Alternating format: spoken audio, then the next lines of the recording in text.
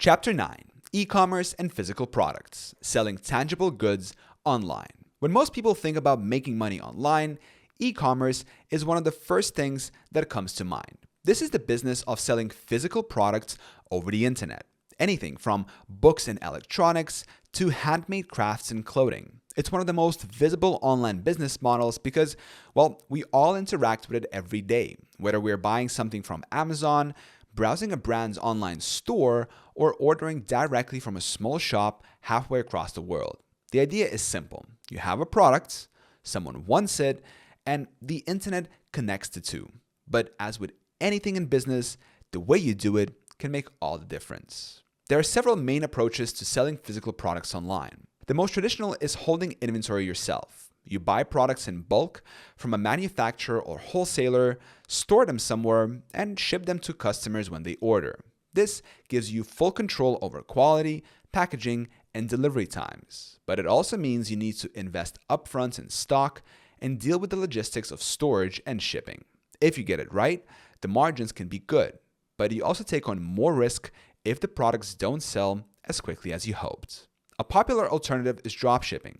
In a dropshipping business, you don't keep the products in stock yourself. Instead, when someone orders from your store, you buy the product from a supplier who ships it directly to the customer.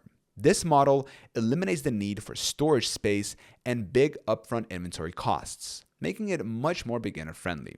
The trade-off is that you have less control over shipping times and quality, and your margins are usually smaller. Dropshipping can be a great way to start learning e-commerce without heavy risk. But if you want to build a long-term brand, you'll probably need to move toward holding inventory or using more reliable fulfillment partners. Then there's print on demand, which is like a more specialized form of dropshipping. With print on demand, you create custom designs. For example, t-shirts, mugs, posters, or phone cases. And then a third-party company prints and ships them when an order comes in.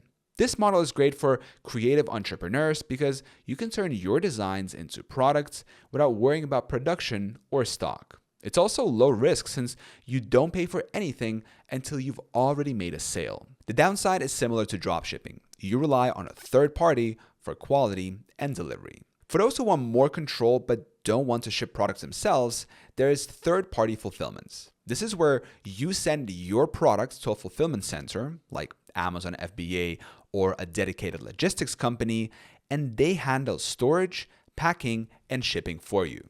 This model gives you the benefits of holding inventory and controlling your brand without having to run a warehouse yourself. It's especially useful if you want faster shipping times or are selling on marketplaces where speed is a competitive advantage. One of the biggest advantages of e-commerce is that it's incredibly flexible in terms of what you can sell. You can focus on mass market products with broad appeal, or you can go after a very specific niche. In fact, some of the most successful e-commerce stores don't sell hundreds of different products. They sell just a few, but they're the absolute best in their category. The internet allows you to find customers for almost anything. So instead of trying to compete with giants like Amazon in every category, it's often smarter to specialize and dominate smaller segments. Marketing is everything in e-commerce. You could have the best product in the world, but if no one sees it, you won't sell anything. Some stores get traffic through search engine optimization, making sure their product pages show up when people search on Google. Others rely on paid ads through Facebook, Instagram, TikTok, or Google Shopping to get instant visibility. Many combine these two with content marketing, influencer partnerships, and email campaigns to build a loyal customer base. The key is to understand where your potential customers are spending their time online and how to get in front of them with a message that makes them want to click buy. E-commerce also teaches you about the full customer journey, from the moment someone first hears about your product to the moment it arrives at their door and beyond. Things like product descriptions, photography, reviews, and even the unboxing experience can make a huge difference in whether someone comes back or recommends you to others. This is why building a brand is so important. Competing on price alone is a race to the bottom, but a strong brand with a loyal audience can charge more and sell more consistently. Of course, like any business model, e-commerce has challenges. You need to deal with shipping costs, returns, and customer service. Competition can be fierce, especially for trending products. And if you rely heavily on one supplier or one marketing channel, you're vulnerable if something changes. But the upside is, of course, massive. People are spending more online every year, and once you understand how to match the right product with the right audience, you can sell to anyone, anywhere.